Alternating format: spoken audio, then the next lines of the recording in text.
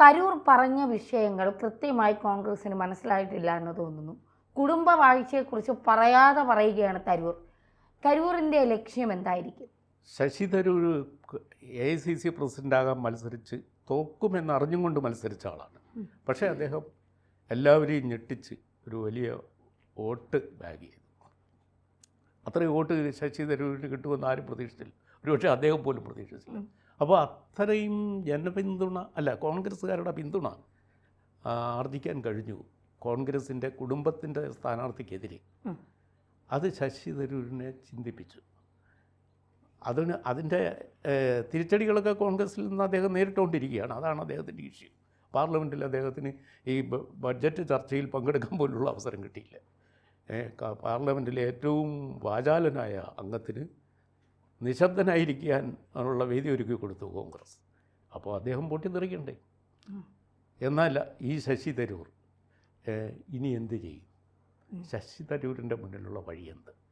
എല്ലാവരും ശശി തരൂർ BJPയിലേക്കാണോ പോകുന്നത്, അതോ CPMയിലേക്കാണോ പോകുന്നത്? അതോ ഇന്ത്യൻ എക്സ്പ്രസ്സിൽ CPMൻ്റെ വ്യവസായ നയത്തെ പ്രകീർത്തിച്ചുകൊണ്ട് ലേഖനം എഴുതി. അപ്പോൾ അദ്ദേഹത്തിൻ്റെ പോക്ക് CPMയിലേക്കാണ്. അതല്ലെന്ന് വരുത്താൻ വേണ്ടി അദ്ദേഹം പറഞ്ഞു CPMകാർ 15 കൊല്ലം പിന്നിലാണ്. 15 കൊല്ലം മുമ്പ് എല്ലാത്തിനെ എതിർത്തതിനെ 15 വർഷം 10 വർഷം കഴിഞ്ഞ് അനുകൂലിക്കും. മണ്ടന്മാരുടെ ഒരു പാർട്ടിയാണ്, അതിന് ആധുനികത വീക്ഷണമില്ല എന്ന് പറഞ്ഞ് അവരെ സ്റ്റാമ്പ് ചെയ്തങ്ങ് മാറ്റി.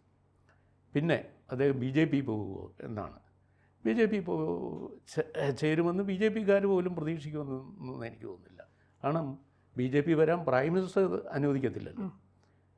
പ്രൈം മിനിസ്റ്ററുടെയും BJPയുടെയും പോളിസിക്ക് താൻ എതിരാണ് എന്ന് അദ്ദേഹം അർത്ഥശങ്കയ്ക്കിടയില്ലാതെ വ്യക്തമാക്കി കഴിഞ്ഞു. അപ്പോൾ പിന്നെ ശശി തരൂരിൻ്റെ ഉന്നമെന്ത്?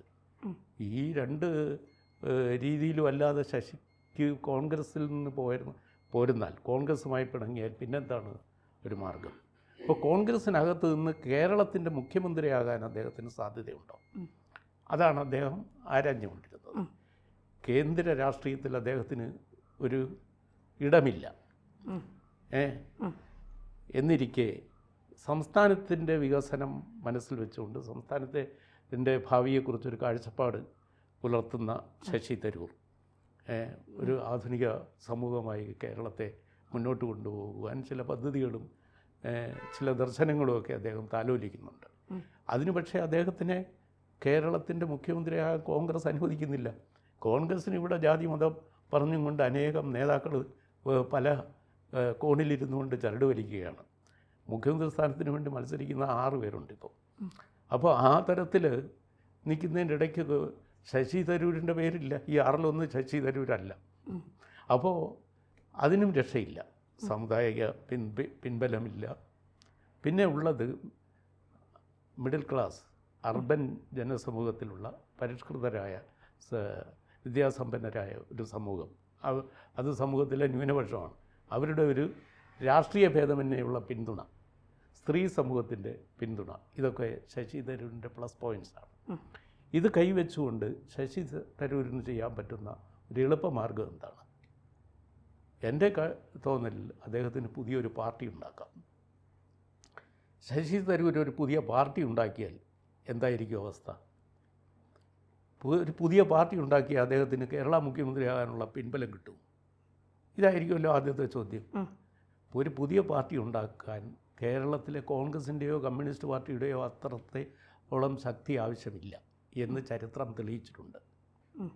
1960 കേരളത്തിൽ മുഖ്യമന്ത്രിയായത് കേരളത്തിലെ 2ാമത്തെ മുഖ്യമന്ത്രി പട്ടം താണുള്ളയായിരുന്നു.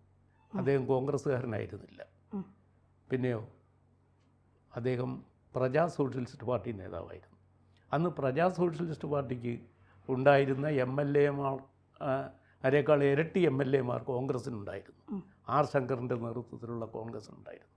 പക്ഷേ ആർ ശങ്കർ ഡെപ്യൂട്ടി ചീഫ് മിനിസ്റ്ററും പട്ടം താണുള്ള ചീഫ് മിനിസ്റ്ററുമായി.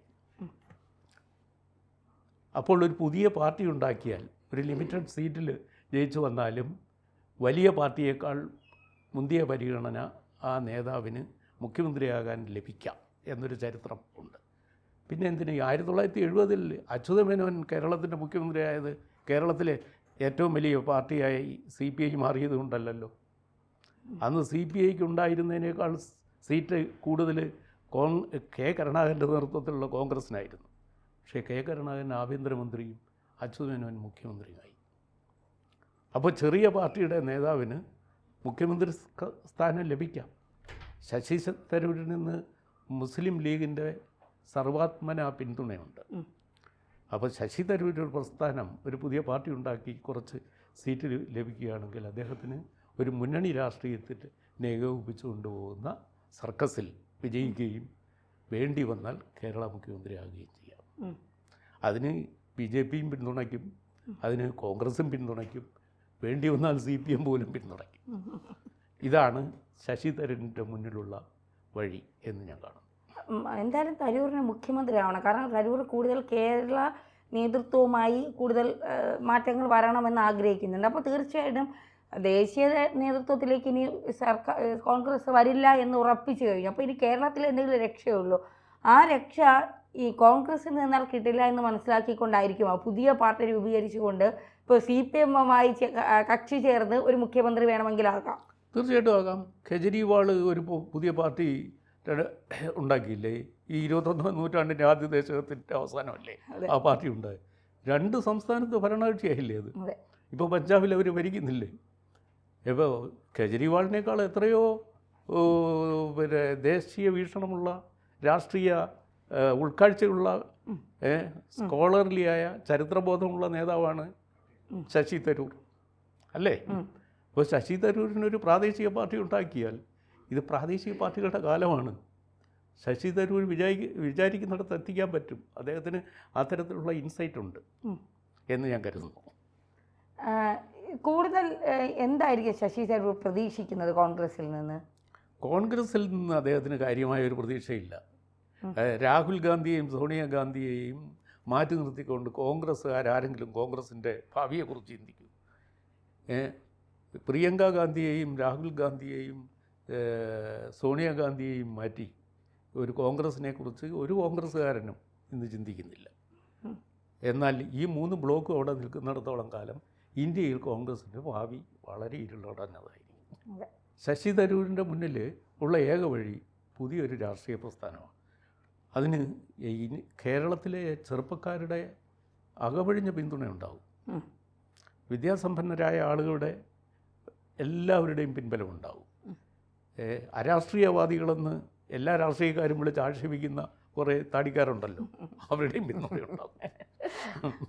അപ്പോൾ കാരണം ശശി തരൂർ ഫ്രഷാണ് പൊളിറ്റിക്സിൽ ആ കാര്യത്തിൽ.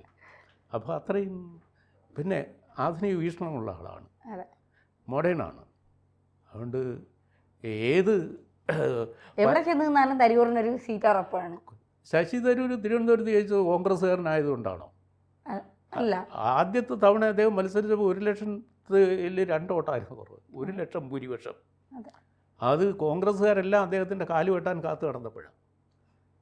അവിടെ എല്ലാ കോൺഗ്രസ്സുകാരും അറിയപ്പെടുന്ന, ഞാൻ പേര് ആരുടെയും പറയുന്നില്ല, അവരെല്ലാം അദ്ദേഹത്തിനെതിരായിരുന്നു.